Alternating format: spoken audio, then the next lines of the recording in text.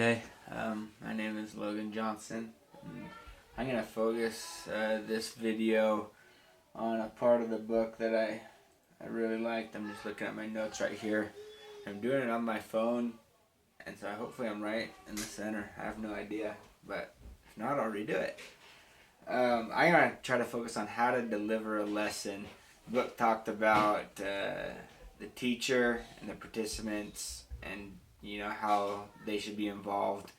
I think it's a very important component when we give our lessons that we're doing to whatever type of group. For example, I'm going to be doing mine to a classroom, and so the structure is I'm the teacher and they're the students. Some will do like a forum, or some might do an online thing. I really don't know how each of you are going to do it, but I'm going to cater mine to how I have to apply this. I've been in lessons, and maybe you guys have been in lessons before, where a teacher is trying to teach, and you have students that have really good comments, but they try to take the lesson some other way where it doesn't need to go or get way off topic. And I think how you present that or how you deliver your lesson is key into keeping the lesson focused and inspiring.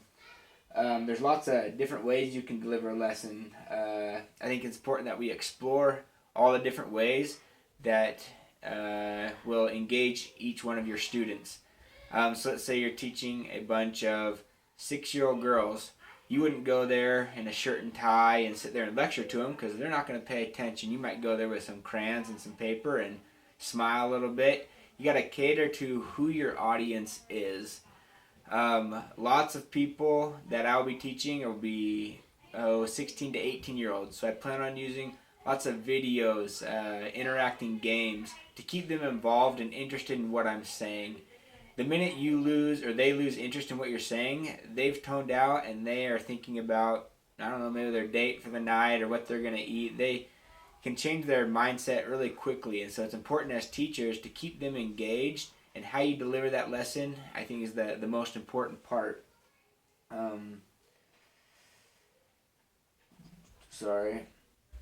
So you as the teacher, what you should be doing and saying is key to how they're going to learn. One way that I have found helps me know that they're learning is by obviously asking questions. When you're asking questions, you can see what kind of feedback they give you, and you will know whether they're learning or not. Now, the type of questions you ask and how you ask them is also very important.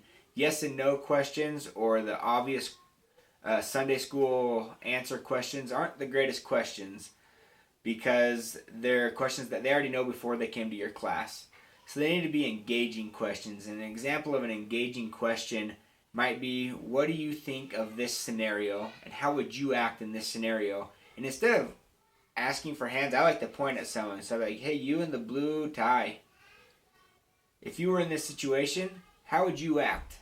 And have them share, and then do that to different people to keep them engaged and keep them guessing, oh shoot, he might call me, so I better pay attention. I found that's a little trick that helps, instead of saying, anybody have an idea? Because you get the same person answering the question over and over again. So to engage the whole class, I like to point and then give them a scenario more than a question that has to do with what I'm teaching. It's important that you try to get the class to understand what you're saying, what you want to teach, for themselves. I can't remember, it might have been in the book, or talks about how, this could actually be a different class, how someone who lectures to a classroom or teaches a classroom, the students only comprehend like 20% of it, or some really small percent. So if they're there for an hour, they've really been engaged maybe 20 minutes. And so in that 20 minutes, what are they learning? And if you realize that, you might present great material, but they might only walk away knowing one thing. So for them to understand for themselves is more important than you to portray what you need to teach. A good way of doing this, I think, is when a question is asked of you. So if you're the teacher, a student raises his hand and asks, hey, what about this? If it's a question that's not a yes or no question, or even in a yes or no question, you as the teacher can turn right back and say, that's a good question. How would you handle that situation? That makes them start to think and realize, okay, I do know stuff, and things I've learned in this class can come out of my mouth. So instead of just giving answers all the time, turn it around on them and make them teach themselves and teach the class. I've realized as I'm doing school up here, and I'm sure you guys realize this, we always have to do group projects or learn from other students. I think it's a really good thing that the school does, is because it lets us know and learn for ourselves and realize, yeah, I'm actually learning something because I can teach it. When your students can teach what you are trying to teach, then you know they've got it. So always turn their questions back on them to begin with and be like, I don't know, Johnny, what do you think? Tell us what you would do. I use that, and I plan on using that a lot because I'm going to be teaching relationships to high school students. And so I know I'm going to get questions all the time. What would you do in this situation or this? And I think if they were to answer that question themselves, I would know what kind of knowledge they have and where to start. Or they might be able to realize, oh, I do know something, and I can teach, or I do know this for myself. I don't need to be told by someone. Another way to deliver a message is, in my opinion, I learned this more through church and mission and teaching scouts and all that kind of stuff, is kids especially, and I know as adults, they love to hear personal stories. You just think about the last conference talk or sacrament meeting talk that you listen to. Which one sticks out? And I imagine you're going to think of, oh, this person told a great story. When you have a personal story that can relate to the lesson, you should always share that.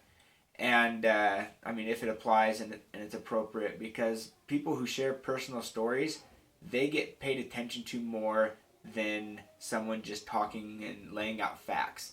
And that's knowing your audience. And most audiences love to hear a personal story. The reason being is when you use your own voice and your own story, it gives more meaning to what you're trying to say, because usually they have a similar story or it brings back memories of something similar that you're saying, and it applies to them personally. And when they start applying things personally to their lives, light bulbs will go off and they'll start connecting steps and connecting things that you aren't even teaching, but they're teaching themselves what they need to learn in that moment. It's important to deliver a message knowing that you might not get your point across, but you're going to get something across that triggers some light bulb in them that they needed to learn that day.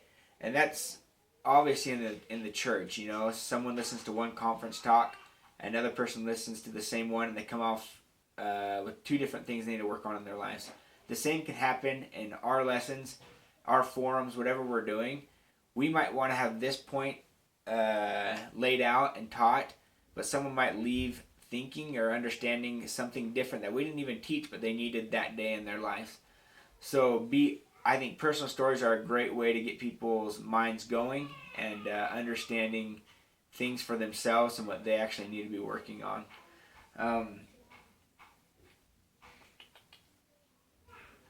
It's important that you control the lesson also when you're delivering your whatever it is that you'll be teaching for this class.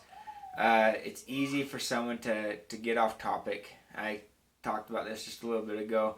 But when we're too nice as teachers, where we let someone comment over and over and over again, that loses focus of the lesson, and we go off on tangents. Everybody's been in that Elders Quorum, that Relief Society meeting, or that Sunday school meeting, when someone makes a comment about, did Adam and Eve have a belly button? And it just goes off, and you're like, why the crap are we talking about this? And it's super annoying. So as teachers, we need to be aware of comments that will detract and get us off topic, and you have to be able to say, hey, that's a great topic, but let's go back to this. And then you have to know, hey, that's a good topic, let's delve into that. So that's you knowing your material and your students very well when you go into these lessons. Know where to go off on tangents and where not to make the lesson beneficial and profitable for those you're teaching. That's the main things I wrote down in my outline. The things I kind of got out of the book. But those are the things that stick out to me when I teach, and what I've been preparing for as I did my pilot teaching and as I go next week and actually start teaching, or how to deliver my message in a meaningful way. So hopefully that helps someone out there. If not, help me to talk about it. So great. Thanks.